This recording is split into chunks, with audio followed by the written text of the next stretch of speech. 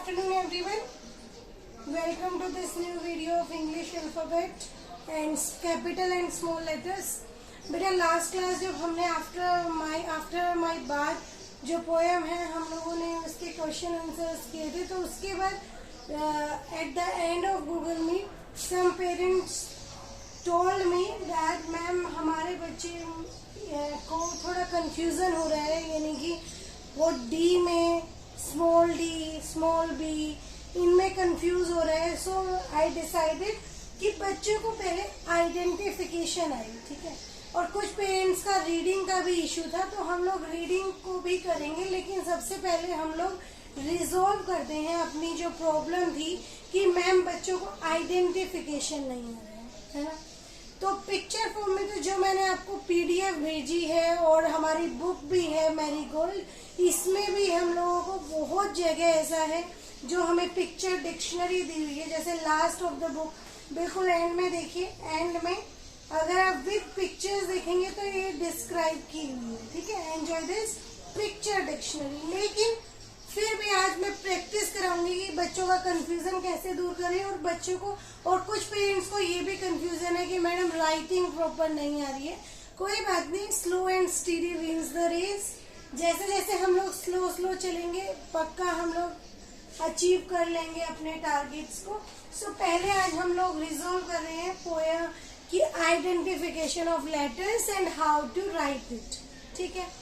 और उसके बाद नेक्स्ट क्लास में हम लोग फोनिक डिस्कस करेंगे. फोनिक के करने के बाद हम लोग जो आपकी यूनिट 1 है, यूनिट 1 में बेटा जैसे डे ड तो जितने भी डी से निकलने वाले वर्ड्स हैं या ड साउंड से जो बन रहे हैं वर्ड्स, उनकी प्रैक्टिस कराएंगे. जैसे आपने फ, ठीक है, जैसे हफ पफ, ठीक है.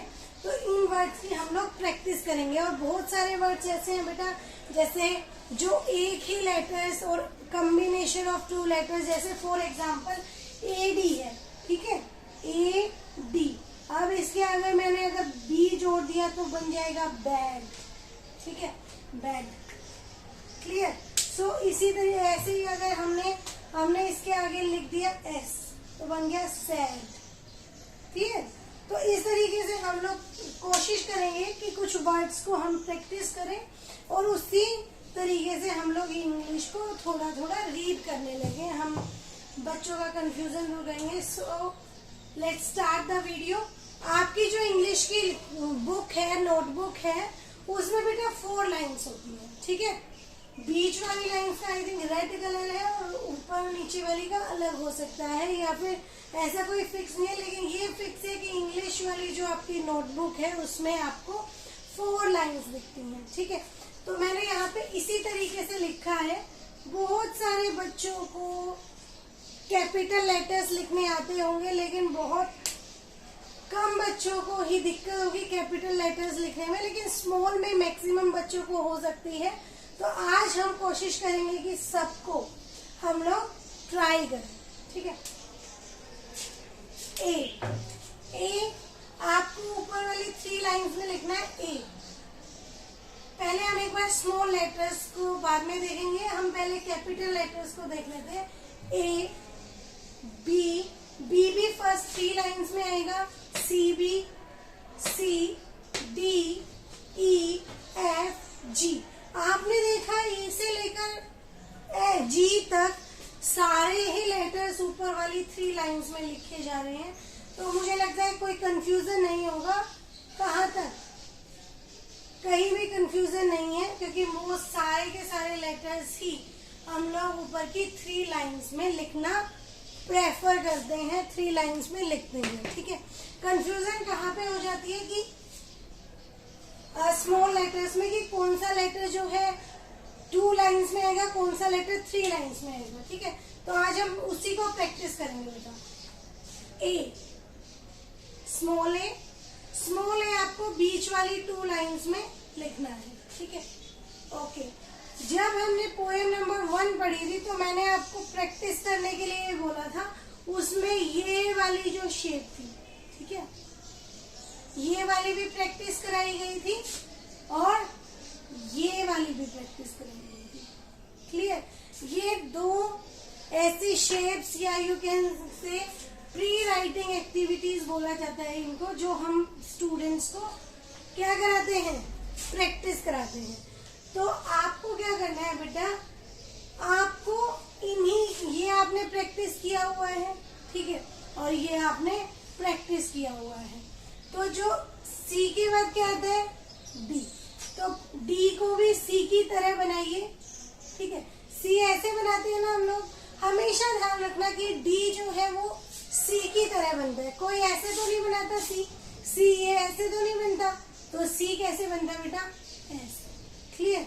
तो अगर डी आपको स्मॉल डी लिखना है तो आपको क्या करना है, सी बनाइए पहले, ठीक है। सी बनाने के बाद you have to draw like that, ठीक है। तो दिस इज डी। अगर आपको कंफ्यूजन है, if you are not able to identify between small B and small D, then what you have to do, you have to do, just give me a minute.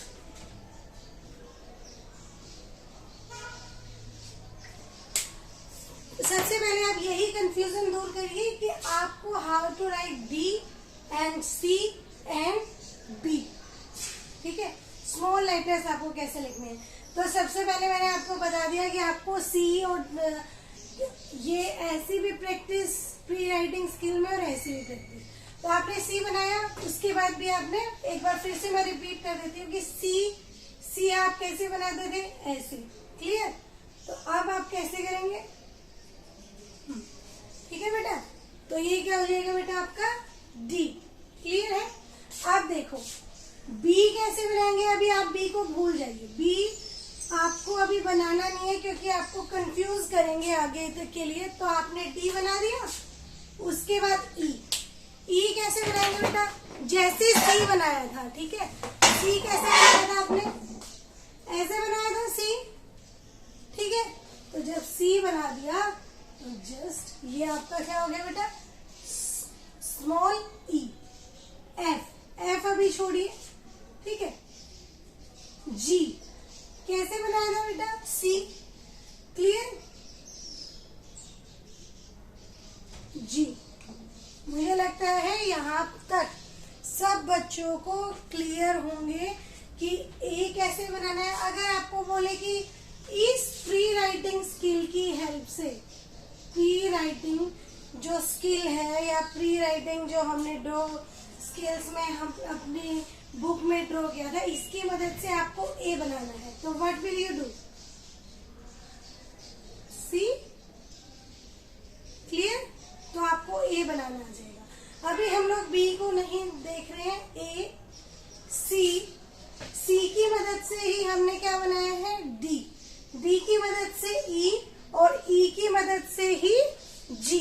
यानी कि बस ई में तो ऐसे line बीच में ड्रॉ करनी थी, नहीं की हमने। तो हमने क्या किया बेटा, पहले सी ड्रॉ किया, जी, क्लियर है? Next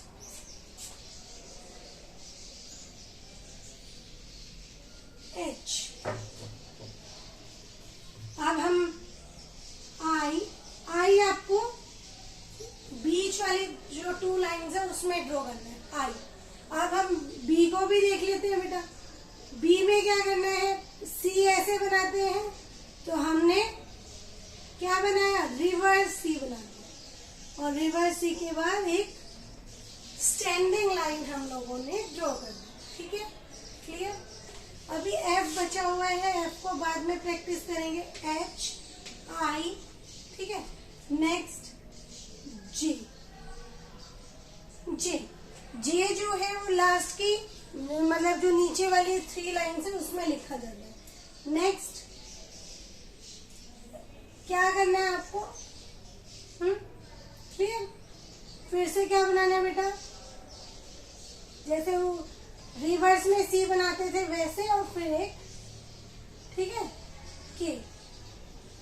next L. आप कई बच्चे इसमें भी कंफ्यूज होते हैं एम और एन में, कि मैम एम में कई बच्चे कई बच्चे कैसे लिखते हैं, ऐसे लिख देते हैं, मतलब दे डोंट, और इसी को एम लिख देते हैं और इसी को एन लिख देते हैं।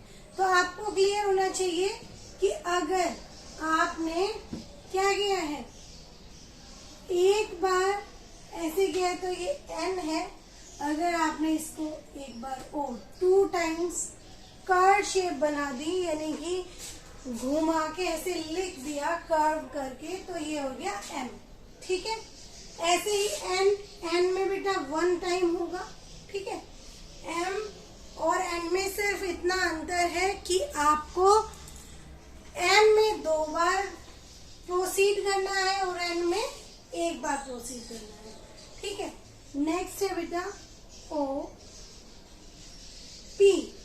पी बेटा आपको वही किसकी तरह, बी की तरह, जो बी है, बी बनाते हुए जैसे बी को अगर नीचे तक, ये सिंपल जैसे बी बनाते हैं आप, ठीक है, और इसकी लाइन को नीचे तक ले गए, तो ये क्या हो जाएगा, स्मॉल पी। क्लियर है। नेक्स्ट क्या है ये, सी। क्या है बेटा, सी। सी की ही मदद से आपने क्या किया, नीचे तक लेकर आए क्यू। ओके, नेक्स्ट है आर। आर में भी कुछ बच्चे जब कर्सिव में लिखते हैं तो कंफ्यूज होते हैं, और जिनको हैबिट है, तो जो बच्चे कंफ्यूज होते हैं वो ये वाला आर लिखें। ठीक है, अदरवाइज आर एस। कुछ बच्चे आर और एस में कंफ्यूज होते हैं कर्सिव राइटिंग में। अगर जो बच्चे कंफ्यूज होते हैं बेटा, अगर उनको नहीं लिखना आ रहा है तो ये बच्चे ऐसा लिख सकते हैं, जैसे अगर 4 लाइन, अगर ऊपर वाली 3 लाइंस में आ रहा है कैपिटल वाला, तो स्मॉल वाला जो है वो मिड की 2 लाइंस में, और इसको हम ऐसा हो गया। नेक्स्ट है बेटा टी। ठीक है, जैसे स्मॉल एल बनाते हैं, स्मॉल एल को उसके बीच में गैप नहीं देते हुए और फिर बीच में एक लाइन हमने ड्रॉ कर दी, तो ये हो गया टी। नेक्स्ट है बेटा यू, वी। कुछ बच्चे यू और वी में भी कंफ्यूज रहते हैं, जैसे वो लिख देते हैं, यू को भी ऐसे ही लिखते हैं, वी को भी ऐसे ही लिखते हैं। ठीक है, हमें ध्यान देना है बेटा कि यू जो है वो यहाँ से शार्प एंडेड नहीं होता है, पिन शेप नहीं होता है, यहाँ से ये पिन एंडेड होना चाहिए वी, और यू जो है वो ब्रॉड होता है। ठीक है, डब्ल्यू। Okay, x. एक्स जो है अगर आपको कर्सिव में बनाना है तो एक बार सी, नॉर्मली जैसे सी आप बनाते हैं, रिवर्स, यानी कि अगर आप सी रिवर्स सी को मिला के लिखेंगे तो ये आपका क्या हो जाएगा बेटा, एक्स, कर्सिव वाला। लेकिन अगर कर्सिव वाला अगर आपको नहीं लिखना है तो आप इसी को क्या कर सकते हैं, एक्स। वरना कर्सिव वाला भी बहुत इजी है लिखना, कर्सिव में भी कोई दिक्कत नहीं है। अब आ जाते हैं नेक्स्ट बेटा वाई, और लास्ट इज जेड। ठीक है, जेड।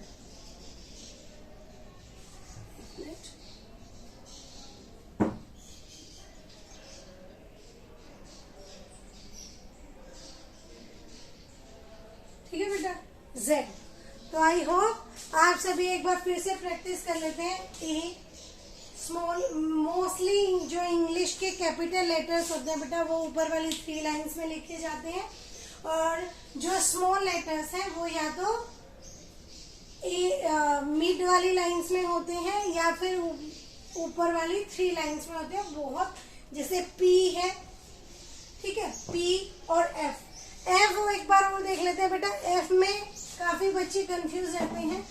एफ बी बनाते हैं ना, जैसे सुनिए, एफ बनाने की प्रोसेस मैं आपको सिखा रही हूँ। पहले हमने क्या बनाया, जैसे बी बनाते हैं तो बी बनाते हैं तो यहाँ मिलाते हैं ना, हमें यहाँ मिलाना नहीं। ठीक है, क्या करना है बेटा, जैसे सिंपल बी बनाते हैं हम स्मॉल लेटर वाला, उसी को मिलाते हुए ऐसे। ठीक है, तो this is our F. I hope आप सभी बेटा प्रैक्टिस करेंगे अपने अपने घर पे कि कैसे लेटर्स को लिखने की प्रैक्टिस करनी है, ठीक है। सो आप सभी आज की डेट में 6 नवंबर और 6 सितंबर 2021 को आप सभी को इंग्लिश के स्मॉल लेटर्स और कैपिटल लेटर्स को विद इन प्रॉपर लाइंस लिखने की प्रैक्टिस करनी है। और डेली इनको प्रैक्टिस करिए बोलने की। अ, ए, अ, ब, बी, सी, क, डी, ड, ई, एफ। एफ से कौन सी फोनिक साउंड निकलती है? फ। जी से क्या निकलती है? गर्ल। एच, आई, तो पहले छोटे छोटे से करिए। जे से कौन सी साउंड निकलती है? ज। के, क, एल से कौन सी, मैं कुछ लिख देती हूँ जिनको आपको प्रैक्टिस करना है। जैसे जे से निकलती है ज, जैसे आप बोलते हैं ना ज। जी से कौन सी साउंड निकलती है? ग। क्लियर? ग। एफ से कौन सी निकलती है? फ। डी से ड। सी से क, मोस्टली, ठीक है। और बी से ब। तो इस तरीके से आपको अभी के लिए इन्हीं साउंड्स को और लेटर्स को और लेटर्स को लिखने की प्रैक्टिस करनी है। और तब तक के लिए फिर मिलते हैं नेक्स्ट वीडियो में with practice session of words related to your unit 1। Okay, आप सभी बच्चे, अगर आपका कोई सजेशन है कि आपको कोई इंग्लिश रीड करने में कोई प्रॉब्लम आ रही है तो आप सभी बता सकते हैं। Thank you very much. Meet you all in the next video.